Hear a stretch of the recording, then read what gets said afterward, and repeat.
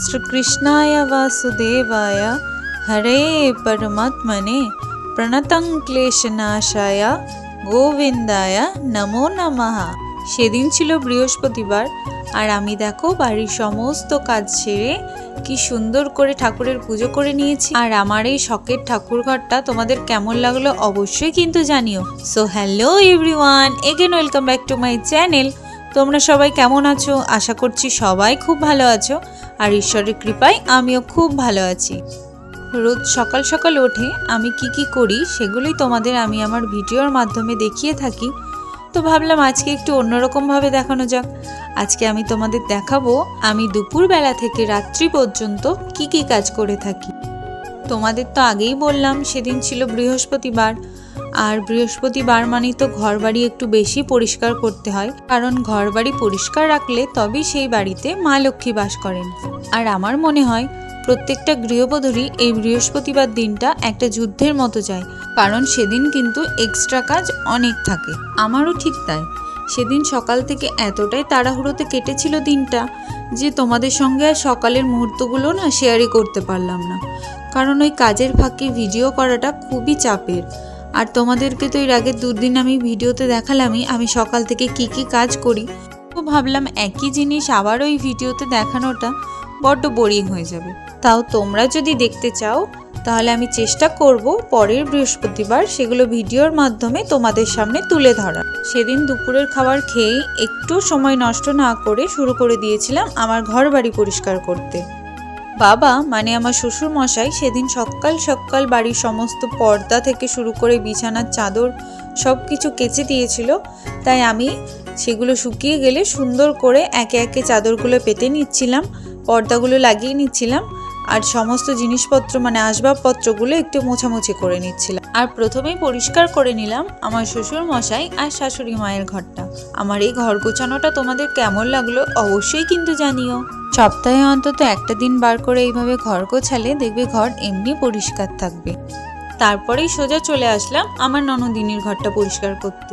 আর সমস্ত খাট আসবাবপত্র মুছে নিয়ে বিছনায় একটা সুন্দর করে টান করে চাদর পেতে দিলাম।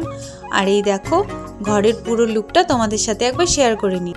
আর তারপরে চলে আসলাম আমাদের ডাইনিং রুমে। আর এই যে সোফাটাকে সুন্দর করে ঝাড়ু দিয়ে মুছে নিলাম, তারপরে সোফার কভারটাকে সুন্দর করে টান করে পেতে নিয়ে একে একে কুলার ফুলদানি সমস্ত কিছু সুন্দর করে মুছে পরিষ্কার করে নিলাম। আর তারপরে গোটা ঘরে ঝাড়ু দিয়ে নিলাম। আর দেখো কত ধুলো বেরিয়েছে। এটা হচ্ছে আমার রুমের ফাইনাল লুক। কেমন লাগলো জানিও। আর তারপরে এই যে আমার শ্বশুর মশাইকে ডেকে নিলাম আর দেখালাম, আর তিনি তো সবসময় আমার প্রশংসায় পঞ্চমুখ। কেমন লাগছে?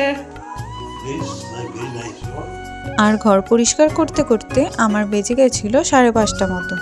শুরু করেছিলাম ওই দুপুর 3টে থেকে, তো শেষ হয়েছিল 5:30টায়।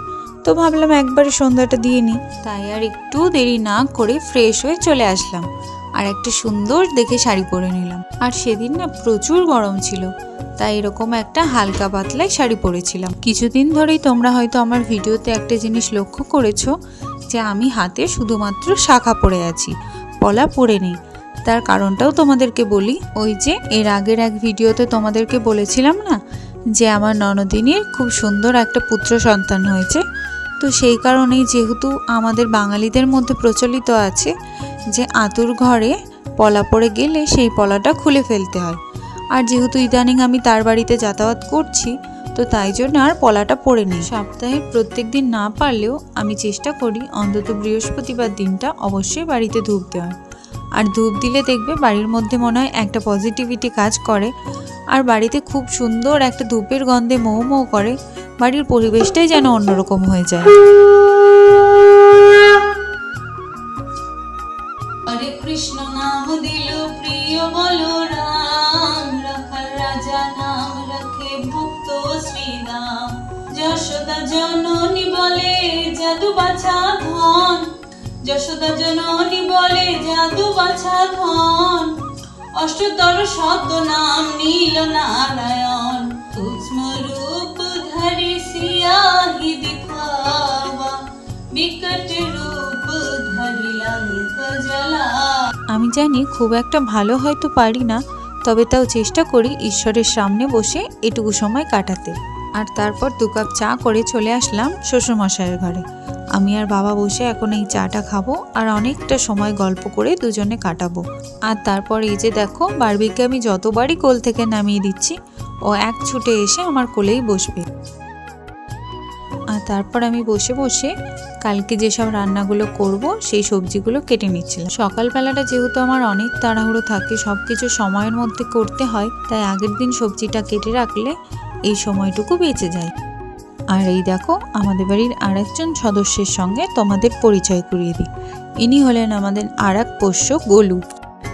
গোলুর সাথে কিছুক্ষণ সময় কাটিয়ে আমি চলে আসলাম রাত্রে খাবারের আয়োজন করতে। রাত্রে তো হয় রুটি, তো রুটির আটাটা মেখে নিই। আমি একে একে সমস্ত রুটিটা করে নিলাম। আর তারপর বারবিকে রাত্রের খাবার খাইয়ে নিয়ে আমি চলে আসলাম ছোলাটা ভিজিয়ে নিতে। রোজ সকালে খালি পেটে আমরা কিন্তু এই ছোলা ভেজাটাই খাই। আর তারপর চলে আসলো আমার বরমশাই। সারাটা দিন পর এই যে তার মুখটা দেখতে পাওয়া, কি যে শান্তির বলে বোঝাতে পারবো না।